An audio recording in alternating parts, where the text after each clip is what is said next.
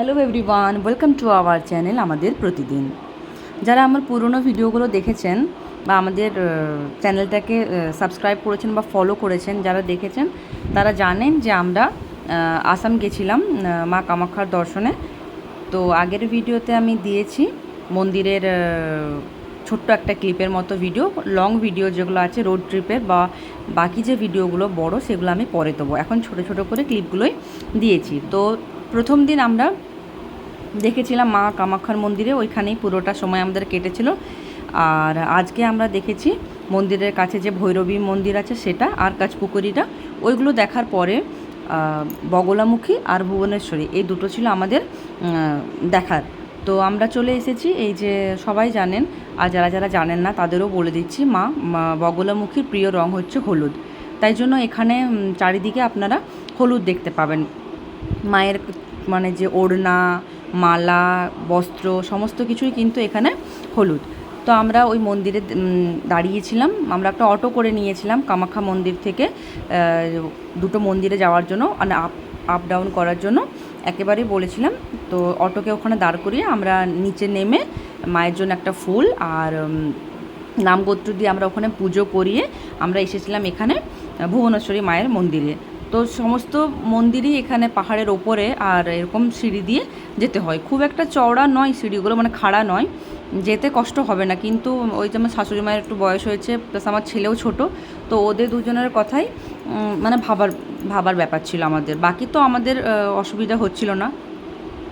তো আমরা ওই মন্দির থেকে আসার পরে এখানেও একটা মালা নিয়ে নিয়েছি। এখানে যেটা কামাখ্যা সেটা হচ্ছে মেন হচ্ছে শক্তির উৎস, মানে যারা মানেন তাদের জন্য। এখানে 10 মহাবিদ্যা আছে মা কামাখ্যাকে ঘিরে। আর এই যেখানে কামাখ্যা মন্দির তার ঠিকই ওপরে বগলামুখী, তার একদম ওপরে আছে ভুবনেশ্বরী। তো এক রাস্তাতে এলেই কিন্তু এইগুলো দেখা যায়। আর ভৈরবীর মন্দিরটা আছে ওখানে কাচপুকুরির কাছে। বাকি আরও যে মহাবিদ্যাগুলো আছে সেগুলো এদিক ওদিকে ছিটিয়ে আছে, মানে ছিন্নমস্তা, ত্রিপুরা সুন্দরী, তারা, এই সমস্তগুলো আছে। এখানে সমস্ত ঠাকুরই কিন্তু রুদ্ররূপে আছে। আমরা যতগুলো মন্দির দেখলাম এখানে কোথাও কিন্তু কোনো আলোর ব্যবস্থা নেই, মানে মায়ের মন্দিরের কাছে যেখানে গর্ভগৃহ। আর সব মন্দিরগুলোই কিন্তু গুহার ভেতরে, নিচে করে যেতে হবে, ওইখানে কিন্তু আলোর ব্যবস্থা তো নেই। এখানে যখন আমরা ভুবনেশ্বরী মন্দিরে এসেছিলাম আমরা তো দর্শন করলাম, খুব একটা বেশি ভিড় ছিল না। এগুলোতে অনেক বেশি ভিড় থাকে না, কিন্তু একদম যে ফাঁকা সেটাও বলা চলে না। তো যখন আমরা দর্শন করে ওপরে উঠছিলাম তখন একজন আঙ্কেল বয়স্ক ছিল, তো তার অসুবিধা হচ্ছিল বলে ফোনের একটু লাইটটা জ্বালিয়েছিলেন। তো ওখানে যিনি পূজারী ছিলেন তিনি বললেন লাইট কিন্তু জ্বালাবেন না। তো এই হচ্ছে ব্যাপার, সবগুলোই কিন্তু অন্ধকারের মানে অন্ধকার অবস্থায় আছে। পুজোও হচ্ছে ওইভাবেই, শুধুমাত্র প্রদীপের আলোতেই যতটা মানে আলো হবে, আলোকিত হবে অতটাই। ওই মন্দির দেখার পরে আমরা পেছনের সাইডটাতে এসেছিলাম। এখান থেকে ব্রহ্মপুত্র নদীর যে ভিউ সেটা মানে এক কথায় মানে বলে বোঝানো যাবে না, এত সুন্দর। যারা আসবেন, যারা এই জায়গাটা দেখবেন তারাই উপভোগ করতে পারবেন। সব জিনিস তো ভিডিওতে আর বলে তো বোঝানো যায় না, কিছু কিছু জিনিস নিজে থেকে অনুভব করতে হয়।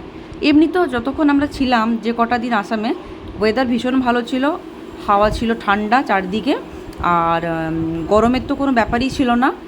আর এই জায়গাটাতে স্পেশালি যখন আমরা এখানে উঠেছিলাম তখন আরও ভালো লাগছিলো, কেন এক তো সব থেকে উঁচু জায়গা এটা, আর ওখান থেকে ব্রিজ, যে নতুন যে ব্রিজটা হয়েছে ওই ব্রিজটা আর নদীর যে ভিউটা সেটা খুবই ভালো লাগছিলো। হাওয়া তো ভালো চলছিল। আমরা বেশ কিছুক্ষণ ওখানে ওয়েট করে ফটো টটো তুলেছি, গল্প করেছি, তারপরে আমরা নিচে নেমেছি।